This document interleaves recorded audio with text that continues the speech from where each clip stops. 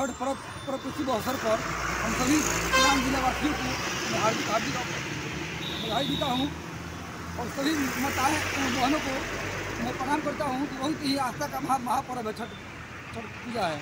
हम मेरे पत्नी मुखिया है छोटा महिला पंचायत के दियादेव प्रखंड के। हम अपने पंचायत में सभी छठ घाट पर डेंटिंग सब वहाँ पर सब सफाई सब करा दिए हैं।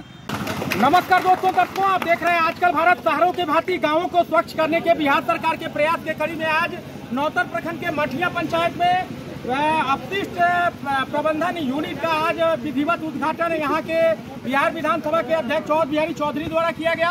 हम लोग से जुड़ गए अवध बिहारी चौधरी, इनसे जानेंगे कि आज के दिन गाँवों के भांति शहरों को स्वच्छ करने का सरकार का भागीरथ प्रयास हो रहा है। बढ़िया प्रयास है। बिहार सरकार ने ये लोहिया जो स्वच्छता अभियान चलाया हुआ है तो ये बहुत अच्छा चीज़ है। और नौतन प्रखंड के यह मठिया ग्राम पंचायत हरपुर में यह योजना मतलब लागू किया गया है। यह सफाई से संबंधित है। आदमी के शरीर रोग से मुक्त तभी होगा जब वार्ड और पंचायत और गांव स्वच्छ रहेगा। ये स्वच्छता के तहत कार्यक्रम है और डॉक्टर राम मनोहर लोहिया जो देश के एक महान चिंतक थे, जो समाजवादी नेता थे, उनके स्मृति में सरकार ने इस कार्यक्रम को लगाया है। बहुत सारे इस पर पैसे खर्च हो रहे हैं। बहुत सारे चरणों में लोग इसमें इस पंचायत के ही चुने गए हैं।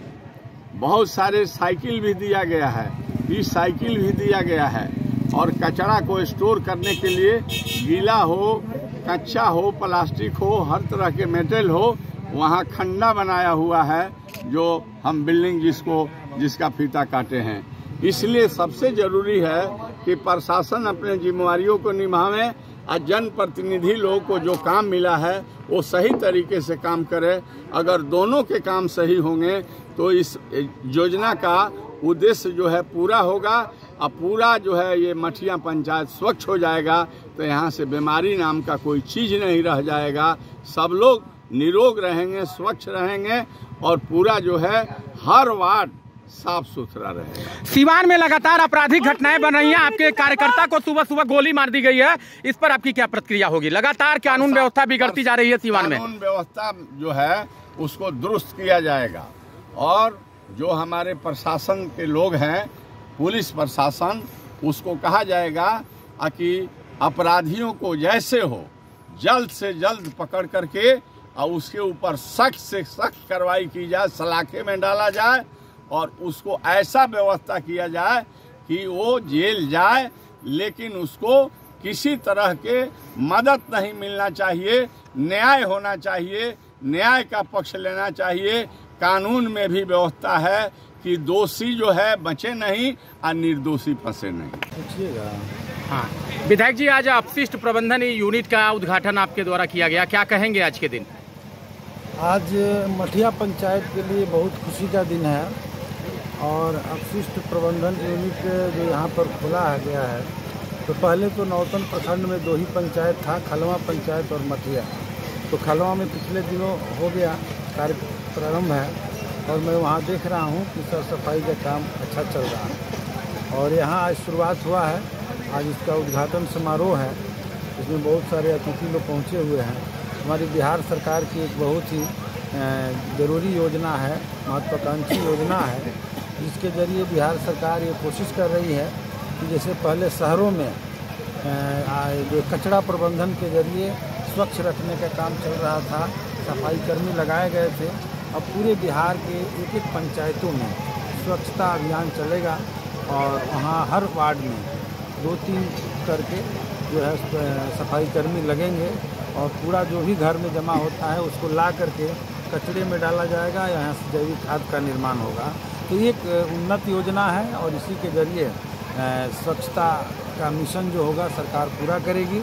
ये पूरे बिहार के भीतर अभी चल रहा है। दूसरी बात जो मैं कहना चाहता हूँ कि बिहार में हमारी सरकार ने ये जो नीतीश जी के नेतृत्व में चल रही है, पूरे बिहार के विकास के लिए, बिहार के जनता के ऊंचाइयों तक ले जाने के लिए बहुत सारी योजनाएं संचालित कर रही है। जैसे 7 निश्चय योजना से लेकर के जो भी चल रहा है, वो लगातार बिहार वासियों को लाभ पहुंचा रहा है। उसी तरीके से स्वच्छता वाला जो योजना है वो लाभ पहुंचाएगा और बिहार आगे बढ़ेगा। और मुझे लगता है कि मटिया पंचायत अब स्वच्छ के रूप में सामने आए, क्योंकि हम देख रहे हैं कि अभी लगातार गंदगी के वजह से, जल जमाव की वजह से पूरे देश के भीतर डेंगू का प्रकोप बढ़ गया है। पिछले दिनों कोरोना से लोग निपटे थे, किसी तरह से लोग बचे। आज डेंगू ने लगातार हम देख रहे हैं कि लोगों के अपने गाल में चपेट में लेते जा रहा है और उसमें भी कैजुअलिटी हो रही है, लोग परेशान हैं। उसमें भी सावधानी के लिए भी सरकार की ओर से योजना चल रही है। तो ये सब बीमारियों को देखते हुए, मलेरिया हो, डेंगू बुखार हो या अन्य चिकनगुनिया जैसी बीमारी हो, चिमटी बुखार हो, इन सारी बीमारियों से राहत के लिए और लोग को स्वच्छ रहना बहुत ज़रूरी है।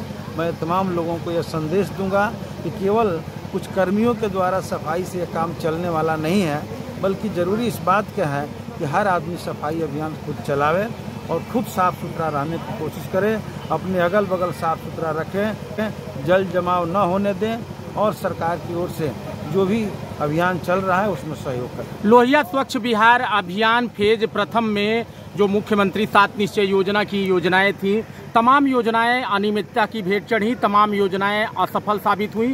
फेज सेकंड में ये योजना शामिल है और फेज सेकंड में नौतन प्रखंड के दोनों पंचायत शामिल है। आपको क्या लगता है इस योजना की सफलता की कितनी गारंटी है? देखिए, पहले वाले में निश्चित है, आपका कहना बिल्कुल सही है कि कुछ योजनाओं में अनियमितताएँ हुई है, बड़े पैमाने पर भी कहीं कहीं अनियमितताएँ हुई है और उसकी जांच के लिए हम लोग लगातार विधानसभा के भीतर बात उठाते रहे।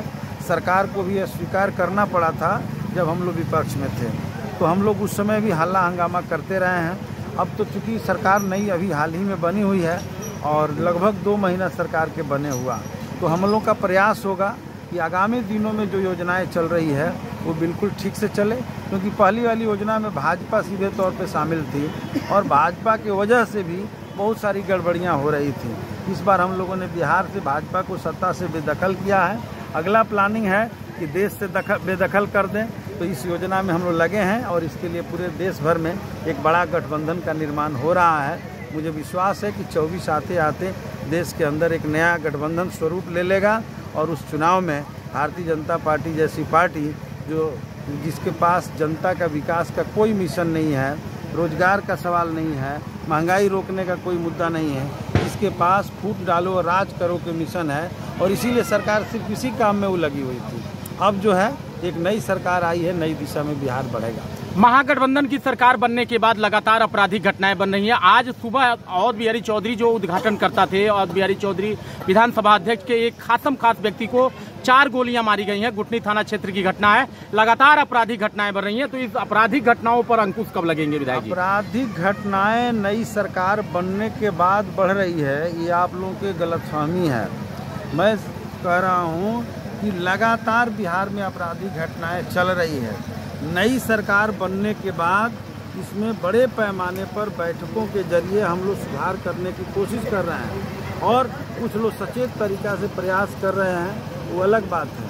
हम आपको विश्वास दिलाना चाहते हैं कि हम लोग की एक कोऑर्डिनेशन कमेटी बनने जा रही है।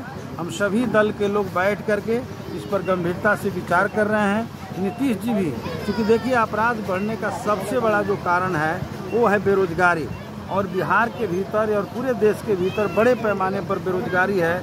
नौजवान रोड पर घूम रहा है, दर दर के ठोकरें खा रहा है, अपराध के गलियों में और नशा के गलियों में नहीं झेला तो आपका पहचान नहीं बनी। इसलिए इस कठोर इतने विशाल कार्य को करने के लिए आप जनता जनार्दन सबका सहयोग होना चाहिए। केवल हमारे सफाई कर्मी जनता जनार्दन का सहयोग न हो।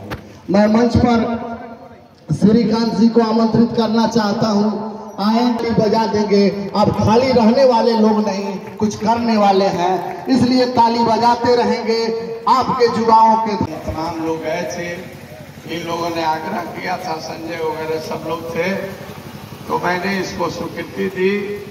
और जो हमारे आपके मेहरबान